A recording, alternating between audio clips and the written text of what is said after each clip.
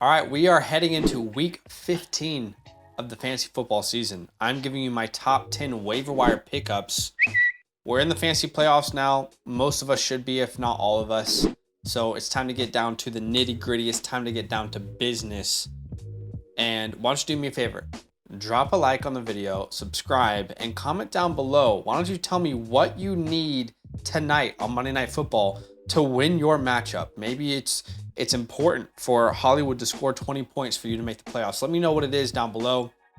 Let's start off with some honorable mentions here.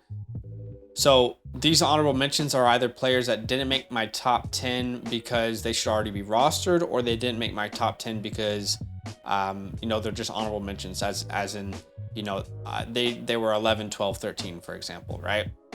So J.K. Dobbins should obviously be rostered. He played really well. Upcoming schedule is great. Jerick McKinnon still getting utilized really heavily through the air. Donovan Peoples-Jones just had a huge game, led the team in targets. Dulcich has been a pretty reliable option at the tight end position. Zonovan Knight was my pickup of the week, my number one priority pickup for the past 2 weeks in a row. Hopefully you were able to get him. I assume he's already rostered, but great upcoming schedule. DJ Shark, 54% of leagues, but he plays the Jets next week. So look, in the fantasy playoffs, I don't want to start Shark versus the Jets. They're a legit defense. And then we got Taysom Hill and Daniel Bellinger as tight end streaming options, if you are pretty desperate. All right, at number 10, same thing we said last week, but I think it needs to be a huge, massive priority for everyone out there in the fantasy playoffs, okay? You need to roster your handcuffs. At this point, even over some of the players I'm going to tell you in this top 10 list today, your handcuffs need to be a priority. You cannot be in a position where Josh Jacobs goes down and you don't have a Zamir White, where Jonathan Taylor goes down and you don't have a Deion Jackson. Last year, I was in my home fantasy football playoffs.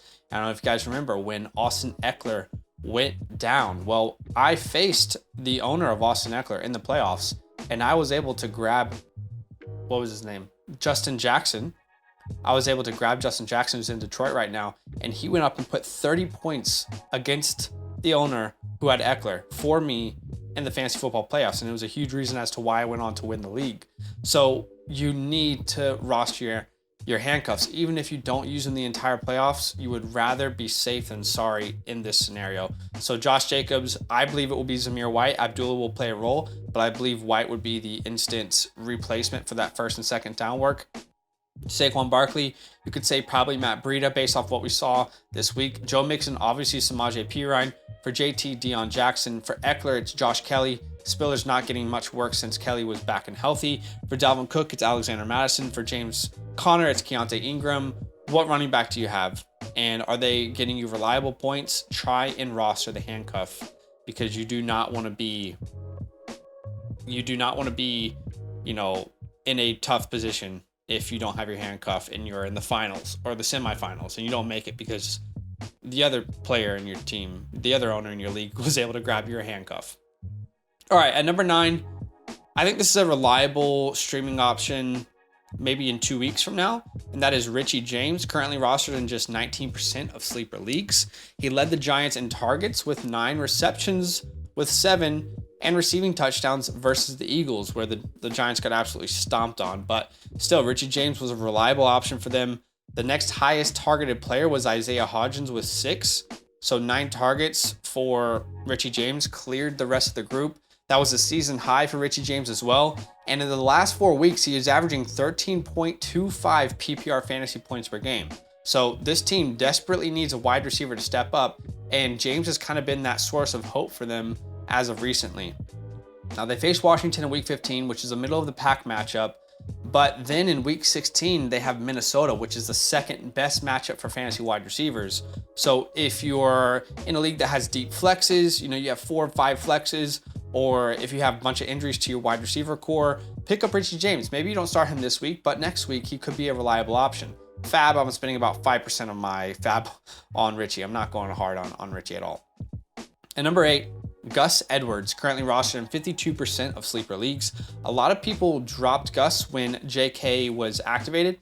I mean, I understand that. I also believe JK is a starter there, but Gus is going to have a clear role, and that's what we saw. JK was a starter. He played well. He did. Though it looked like he had a little limp. I don't know what's going on there. But Gus Edwards still played significant snaps on early downs, and he got double-digit carries with 13 while averaging over 5 yards a carry. Edwards can be viewed as a handcuff as of right now, but there is a real scenario in which the Ravens make JK and Gus Edwards their 1-2, their duo in this backfield. After all, JK only had 7 more snaps than Edwards last week.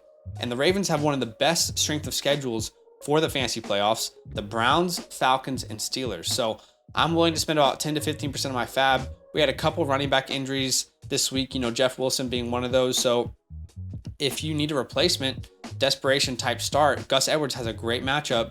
And if he's going to get 10 to 13 carries next week against the Browns defense, he could be a decent desperation start. So I'm going to spend about 10 to 15% of my fab on him, depending on how desperate you are. At number 7, this is only good if his situation remains the same, and that is Chris Moore, currently rostered in 4% of the leagues. He led the Texans with targets with 11, and receptions with 10, and receiving yards with 124 versus the Cowboys, a very good defense as well. The next highest targeted player was Amari Rodgers with 5, so he more than doubled the next highest player in targets. Chris Moore is only a good play if Nico Collins and Brandon Cooks were to miss another week with their current injuries. However, if that does happen, and it is Chris Moore as a wide receiver 1 again, there's some really good matchups upcoming. Kansas City, Tennessee, Jacksonville. All teams who give up a lot of points to fantasy wide receivers. Some of those are even top 5 matchups for fantasy wide receivers. So again, if you're in a tough spot and you need a flex, then Chris could be a legit option if Brandon Cooks and Nico don't play. Again, if either one of those guys play, then there's really no point to picking him up. But I'm only going to spend about 5%. Don't go crazy on him of my fab.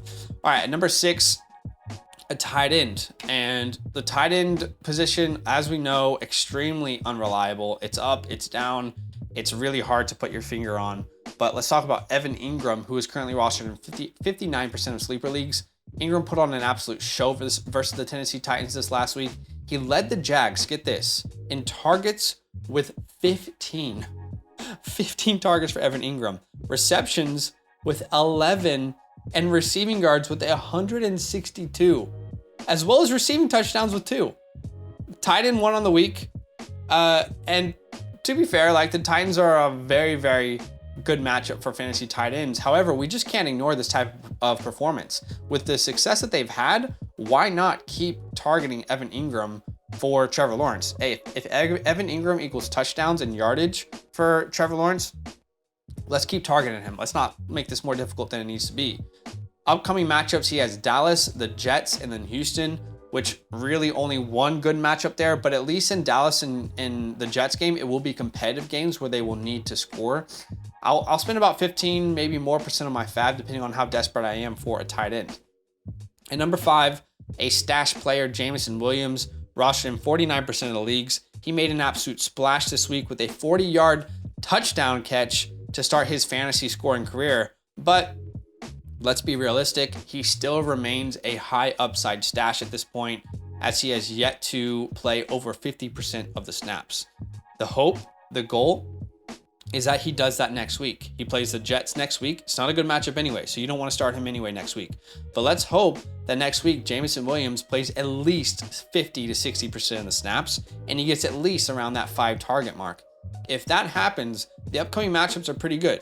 Carolina and Chicago, both friendly matchups for fantasy wide receivers. So again, if we're looking at Chris Moore, we're looking at the Richie James, you know, those types of players, this is the highest upside player with untapped potential still. And I know it's difficult in the fantasy playoffs, but again, the only scenario in which you play Jameson Williams is if injuries are happening for your team, or you just have a massive amount of flexes. I'm willing to spend about 15% of my fab on him. At number 4, how about some RB help? Tyler Algier, currently rostered in 43% of sleeper leagues. In 2 of the past 3 games, Tyler has outsnapped Cordero Patterson. We don't know at all what this offense will look like now that it's Desmond Ridder under center instead of Marcus Mariota. So could there be a change where Tyler Algier sees even more opportunity? Could the offense change as a whole and that benefits him? Hard to say, but if you are in a situation where you lost Jeff Wilson, you're in a break glass scenario, Algier can serve as an option for you. I'm willing to spend, again, about 10 to 15% of my fab. I'm not blowing the bank for any of these players so far on the list. All right, at number 3, if you need a quarterback in the fantasy playoffs, how about Brock Purdy? Rostered in 13% of sleeper leagues. No, I'm not going to say, boy, he looked Purdy. Come on. I mean, there's no creativity there. Let's stop saying that. But anyway, Brock Purdy had a pretty good game, right? Played pretty well versus the Bucs in his first ever start. Put up over 25 fantasy points in a 6-point passing touchdown format while completing 76% of his passes. With this sort of upside and the teams that they play in the fantasy playoffs, he should be considered a pickup for any team who is a quarterback needy team, right? If you had Trey Lance earlier in the year, you've been kind of shuffling around through quarterbacks. You've had Derek Carr, you've been shuffling around, gave you 4 points last week. You had Jimmy G, he went down.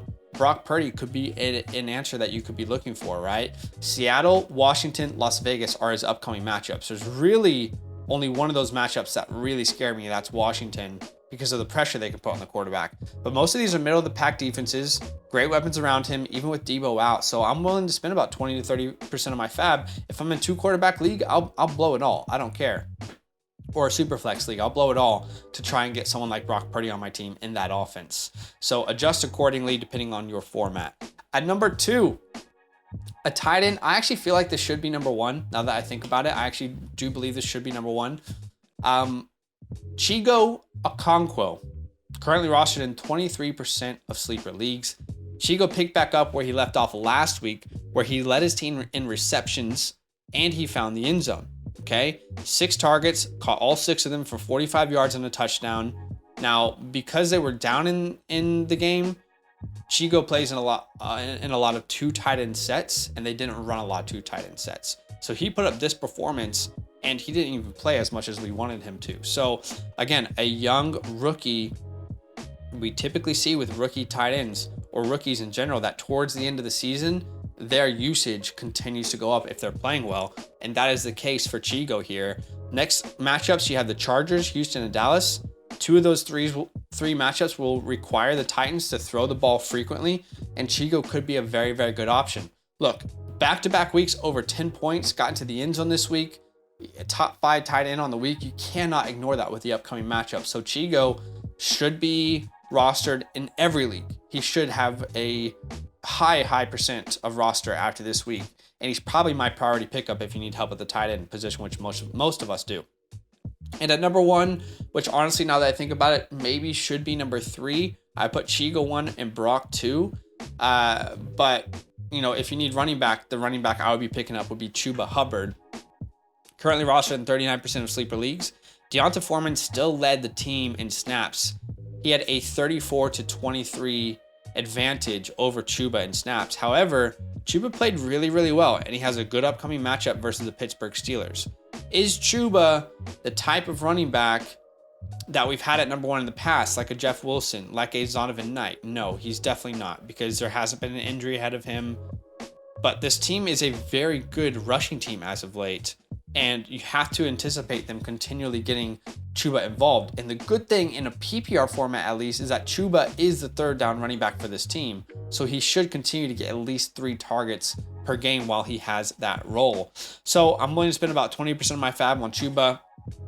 Good upcoming matchup. But again, Deonta Foreman is still getting most of the opportunities, even though Chuba got into the end zone this week and it was very, very efficient. So those are my top 10 waiver wire pickups. Keep in mind, I'm making this list before Monday Night Football. So if something happens on Monday Night Football, I might pin a comment and say, hey, maybe this would be my number 1 pickup, or I would adjust it here. Like the video, subscribe, and comment down below. Again, what do you need to happen tonight to win your matchup? Good luck, and we'll see you in the next video. Yo, what's good? Thanks for watching. We got a lot more videos. A lot more. If you want more videos, watch it. You can also subscribe right now if you want to. You need to. And lastly, don't forget that you can sign up to support the show and get exclusive content by going to patreon.com/fantasylandfam.